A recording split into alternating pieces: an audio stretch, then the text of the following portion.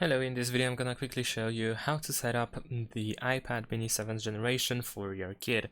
So if you want to give the iPad for your kid but you want to set it up and make some changes or apply some restrictions, what you need to do is go to the settings on the iPad, and first and foremost you will need to create or use the Apple account that is created just for your kid.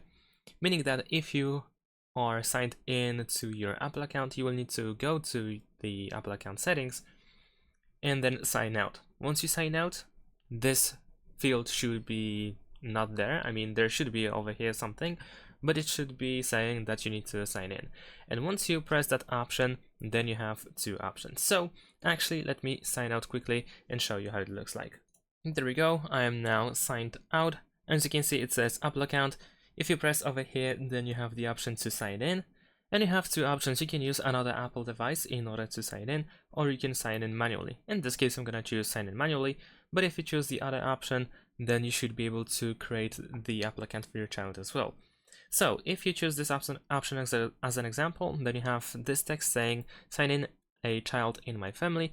So if you press this here, then you can enter the email or phone number for the parent or guardian. So this is where you need to use your data, your Apple account.